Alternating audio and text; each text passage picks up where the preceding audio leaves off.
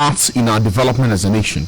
My guest this morning is John Dumelo. He's a well-known actor with many years of experience. As I said before the break, he wears a lot of hats now. One as a farmer, a light-skill farmer.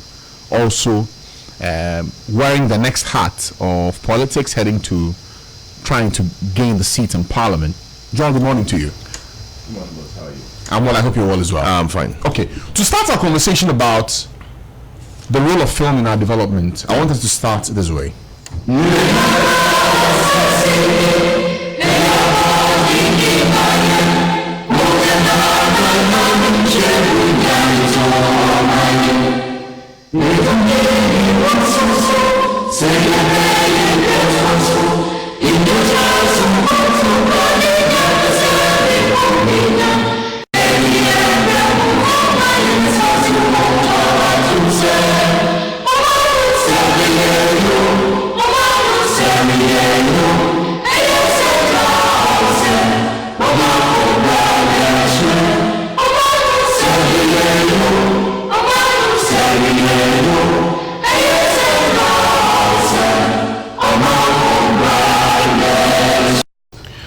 Good morning to your listeners, and good morning to you as well. I feel that no, we are not living up to those standards.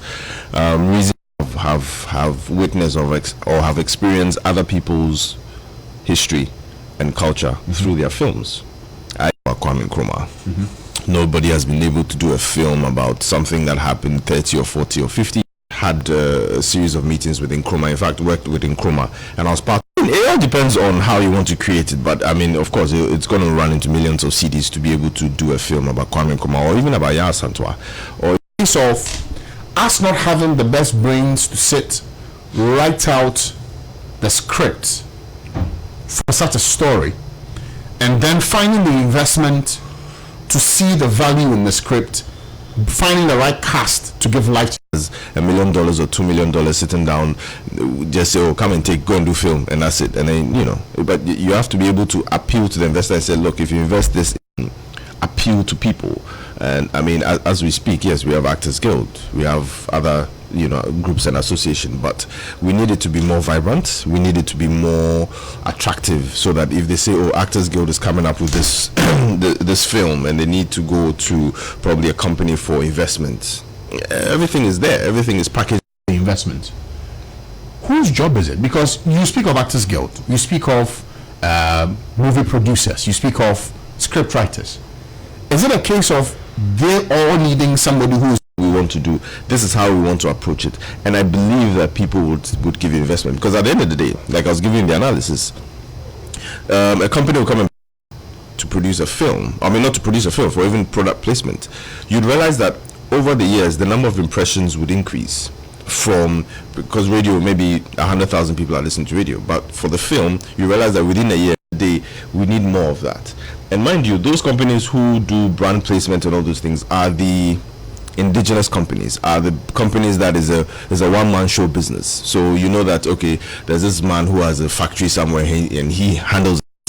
It's supposed to be that way, because of course if you're going for, let's say, $2 million from World Bank, you just don't go there and they'll give it to you. Or you're going for $2 million from any multinational, they're not going to give it to you. But it should be these groups that you've mentioned, Actors Guild, Fight Pack, the group for the crew members, and how they envision the quality of what they have. Doing well. I just want to say they can do better. That's the truth of the matter. They can do better. To be a foreigner, for lack of a better expression, would come and tell our story for us, which is wrong. We should be able to tell our own stories. But at the end, you've done this for how many years?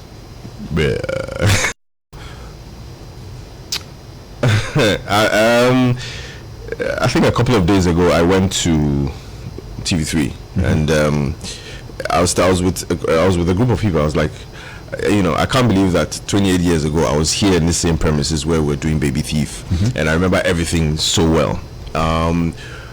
But looking forward, 28 years later, I feel that we've not done bad. I mean, there's a lot more that we can do. The truth of the matter is we are at par with Nigeria in terms of filmmaking if you take the whole of Africa. Who is at par in terms of what? In terms of quality, in terms of production, in terms of movies. You're sure? Yeah. I mean, if you go to Nigeria, Nigerians love Ghanaian films. If you go to, of course, Ghanaians also love Nigerian films. I mean, it's a healthy competition that is going on. But if you take all the countries in Africa, it's Ghana and Nigeria. I mean, if you go to all other francophone countries, they love Ghanaian films. And so you know that the demand is there. Our other problem is that we've not been able to reinvent our marketing strategy very well. Gone are the days where you do a film and you sell 50 or 500,000 CDs, hard CDs. You sell it. I mean, the compact discs, the VCDs.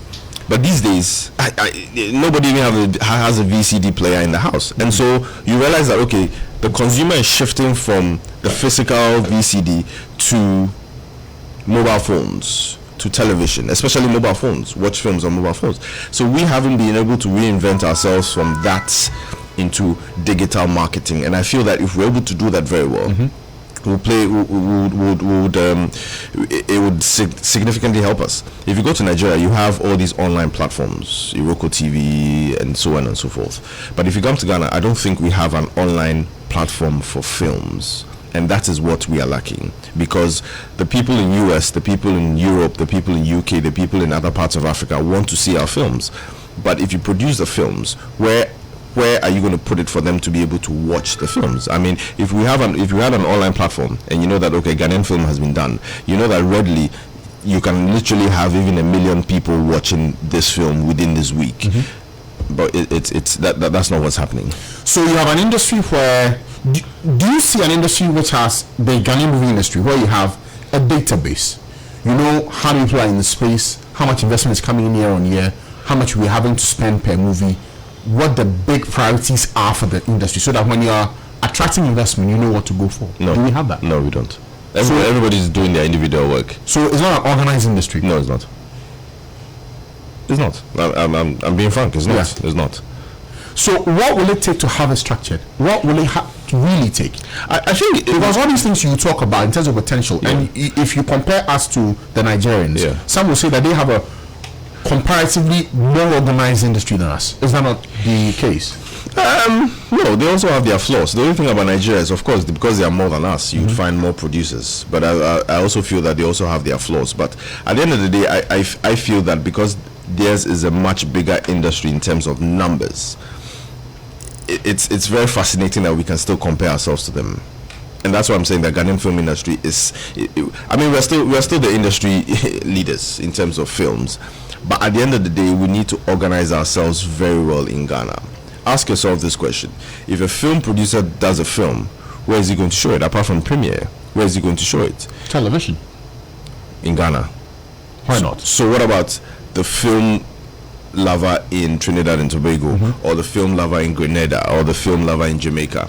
How will these guys get to watch our films? We need to reinvent that wheel. We need to reinvent our distribution avenues. That's pretty much it. You see, I hear you say we have to. We have to. Yeah. For every enterprise and for every phase of development, there must be the leader who helps in making all these dreams possible. Yeah. Who is that supposed to be? Leading that change. I think we are the change we seek. We ourselves have to lead that change. It's not about as an actors, as in the industry players, as in we have to sit down and say, hey, you know what? Let's do A, B, C, D in consultation with the leaders of A, B, C, D groups. I think we have to do those things ourselves. Okay, but you said that there are divisions. Yeah. These divisions, wherever there is division, unity does not exist. Yeah. Growth does not exist. Yeah. How are those cracks supposed to be mended so a common front pushes that bigger vision? I mean, so the first step is to identify the problem. Identifying the problem is number one, there are cracks. Number two, how do you mend those cracks? How do you bring everybody together? When you are able to pass these two things, then unity will prevail. The opportunity. First, you have to have the desire. Then you have to have the opportunity. These are the two things that you need to be able to be a successful actor or actress. There are a lot of people who say, oh, they want to act. Oh, they want to act. The young ones coming that you should have passion for the industry first. What about training? acting is such that you can have acting is like football. You can be you can be a successful footballer depending on the training that you have. I mean, just like Messi and Ronaldo. One is skilled because the person trains. One is just inborn, but also trains. Yeah, but one goes to the training pitch every day. We know the one that goes to the training pitch every day. Yes. So it's either, for me, I didn't go to any film school, but I learned, I gained experience on the job. And so that is what you also need. You have to go to film school for those who need to polish themselves, and then you need experience. Experience is the best teacher. So it means, okay, so these are the things you need at the start. Yeah. But what's the career path? So you walk in 28 years ago as an actor. Yeah. 28 years after, yes, you're an actor. Yes. There's no career progression? There is. From what to what? Number one, it's from meeting the right people, meeting the right producers, being at the right place at the right time, being able to sacrifice a lot in the industry and not giving. I remember one of the I mean, of course, that's 28 years ago, which is Baby Thief. But a couple of years ago, after I'd gone to school and everything, I went back into the film industry. I remember the first film I did, I was paid 10 CDs. But at the end of the day, I said, somebody would have given up and said, but you 10 CDs, what's up? But I stayed because I was that allowance or pay? Allowance, as a matter of fact. I see. But I would say pay because that's what the producer you earned, okay. What I earned. But at the end of the day, the passion should be able to drive you to be able to get to the top. It's as simple as that. There's no well structured, there's no structured career path that, okay, from here you move here, from here you move here, from here you move here. There are so many people who have been social media sensations and they've become actors right now, which is good. That's a different career path because the person chose social media, the person went viral on social media, and the person is now acting films. That's a different path. You'd also have somebody who started doing films 3 or 4 years ago, the person has still not blown up, and then one film will just blow the person up. There are so many different career paths. I see. That's the route in. Yeah, man. But in terms of okay, in terms of climbing a certain ladder, yes, that's not clearly defined. No, it's not. It's not clearly defined. I see. No, it's not. Is that not risky? No, I don't think it's risky. That's what I'm saying. Once you have the passion and you work hard, you get to the top. It's as simple as that. There's no clearly defined, okay, from this level you go to that level, from that level if you are a hit, you are a hit. It's like music. If you're not, you're not. It's like music. Somebody has been in the studio for so many years, but somebody comes and just does one hit, and then bam, the person is all over doing shows around Ghana, around the world, and kaboom. You said your first paycheck was 10 CDs. Yeah. What's your paycheck now? Oh, I beg. I don't make tax. People can't tax me right now. I don't fit up. Not even range. No. Hey, no, I can't. $10,000. Right now they look for campaign money, so I'll claim that in Jesus' name. Interesting. The film bill. Last week I had a conversation with Secretary Safo and Mr. Bosumpin about film producers still keeping with the theme about the role of film in Ghana's development. They said the film bill is the catalyst. Have you seen the bill yourself? I haven't seen the bill myself. I haven't gone through it myself for me to be able to comment on that. Okay. Yes. But is it critical for the industry? It is because I remember very well we've been working on it. A lot of people have been working on it for years now, and so I know that it's very critical for us because that will give us a clearly defined structure on how we should operate as a film industry in Ghana. Okay. And isn't it for you a little bizarre that you've been in this for 28 years? We're now at the point where we're creating a bill that will seek to regulate the entire industry. Yeah. It's better late than never. Some countries don't have it at all, and so if that's what we are doing right now, it's needed, and so it's better late than never. Is when it comes, it's come. We just need to be able to embrace it. We just need to push it forward and for it to be passed. Okay. After 28 years, you're now seeking to go into politics to serve the people as an MP. No? Yeah. Why? I've always had a desire to serve people. I've always had the desire to serve my country, and I've always also had the desire to be able to be part of the decision-making process of this country, and so that is why I've decided to enter Parliament. Okay. You are quoted elsewhere saying that you still act when you go to Parliament. You see, that issue, I think it's. At acting has always been a part of me, and it will forever be a part of me. And so when I was asked that question, I said, but you have lawyers in parliament who still practice law. You have doctors who still practice medicine. You have businessmen who still go and do their business when they have time. The truth of the matter is that, of course, everybody will be engulfed with parliamentary work. But when I have time, I would still, contribute to the film industry. So acting as a business, you see it as something you still hold on to even if you become a legislator? Yes. I mean, and there are also different branches of acting. Don't necessarily, I wouldn't. Is very important to the growth of the nation. Mm-hmm. You have the film industry where you can literally change the history of a country through a film. You can change the history of a country through TV, and then you can also change how the country goes through politics, through parliament. And so everybody's role is important. Acting is make believe, no? Yeah. Is politics make believe? No, in that aspect, no. No, because there are some who draw the inference and say, well, acting is make believe. Politics is also you promise people, you don't necessarily fulfill all those promises. Yes. But if you don't fulfill those promises, you get kicked out. That's about it. That's about politics. Okay. So it's quite different, but at the same time, so there are similarities there. Do you understand the risk that comes with it also, with people saying that politicians don't usually tell the truth? I think I'm not credited with being the honest people in society. It depends on the angle they are coming from. At that point, the politician knows he's telling the truth, but somebody also will know that no, the person is not telling the truth, or the politician is not telling the truth. It all depends on the different angle they are coming from. What kind of politician would you be? Or are you? An honest one. Somebody where honest means being very honest, honest, and being very accountable to the people. Because I've seen it through. I've seen politicians or the lives of politicians in this country. I've seen people criticizing them, and I'm here to learn from their mistakes and be able to be a better politician. I mean, I wouldn't say I'll do A and not do it, because at the end of the day, I would fail my people and I'll not be accountable to them. Okay, pictures are viral about you aiding with the cleanup exercise, cleaning up a gutter. What was that about? Was that acting or make believe? No, I mean, look, when I saw comments of when I saw people comment, I was like, look, but I've been invited so many times throughout so many years to come and help in cleanup exercises, to come and help in painting schools, to come and help in mixing mortar, to come and help in so many different things. And so if I'm cleaning a gutter, which I was invited, that John, we need you at 6 a.m. or in fact we need you at 5:30 a.m. in this area, come and help us to clean the gutter, do I say no? Was it to build a constituency for votes? No.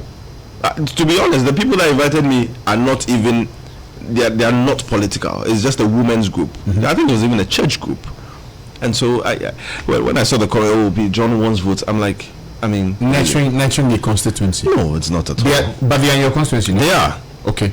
Same thing I did in Ho, same thing I did in Tamale, same thing I did in Axim a couple of years ago. Does that mean I was looking for votes in Axim or Ho or Tamale? No. Okay. In your choice of being a politician, yes, you had a choice to make as to being an independent candidate or being for a political party. Yeah. Why NDC? Because I've always believed in the values of NDC. I was born into an NDC family, and so it's. When you say an NDC family, what do you mean? Mother and father NDC? No, I was born into an NDC, both external and internal. What does that mean? How? When you say external and internal, what does it mean? My extended family, most of them are NDC. Okay. My immediate family, most of them too are NDC. Okay. And so that's why I say I was born into an NDC family. I grew up, being surrounded by NDC ideas and ideologies and sayings and pictures and everything. And so that's why I say I was born into an NDC family. So what is the NDC ideology? Socialists. We are socialists, social democrats. That's what we are. And how does it manifest? We think about the people first. That is how we think. We think about the well-being of the masses. That is the path that we go, and that is my ideology, and that is why I'm aligned to the NDC. Okay. So primaries are what? A week away, no? 24th, yes. 24th. You ready? nobody can ever be ready for primaries. I mean, everything happens on that day. Everything happens a few days before. Everything happens a few hours before. And so, yes, I'm ready. Why are you also West Wogon? Because I've lived there a couple of years from. And these are the two different options. And I think I chose where I live. Okay. Does that give you a better shot at getting the seat? No, it actually gives me a harder shot at getting the seat. So why that? Because I like, or in fact, I had wanted to contribute my quota to the NDC. And I know Ayawaso West is difficult, but I know I can win it. So hard work. Okay, so my entrepreneurial skills. I mean, I have farms. I've had businesses for the last 15, 20 years that I've managed very well. So I'm bringing on a track record of being a good manager and being able to get the job done. Okay. You know, this business also comes with throwing vitriol. You said you'd be an honest politician. Yes. But it comes with also throwing mud at opponents. Have you done that? I run a clean campaign. I mean, to be honest with you, my opponent has, of course, been saying a lot of negative things, bad things about me. But every time people approach, John, but I said, look, I run a clean campaign. I have a clean heart. At the end of the day, I will win the primaries. I'm not here to tell you about the negative stuff of my opponent. I'm here to tell you about what I'm going to do for Ayawaso West. It's not about my opponent. And so I run a clean campaign, and so I don't go around throwing dust or making people look unpopular. We're 2 years, 8 months into this administration. Yes. In terms of governance. Yes. How would you rate them? In terms of percentage? I'll leave that to the Ghanaians to decide. I'm asking you as a Ghanaian. I'll leave that to Ghanaians to. I'm asking you as a Ghanaian. Based on what Ghanaians tell me, based on the interviews I receive, based on the reports I receive. But John, you're a Ghanaian. You live in Ghana. Yes, you can't assess your president. I can. So, but that's what I'm saying. Based on myself and based on the rest of what Ghanaians are saying, they've not done well. So what's your assessment? Over 100%. Not what everyone is saying. What's your assessment? Over 10 or 100%? Over 10. I'll give them 4. Why?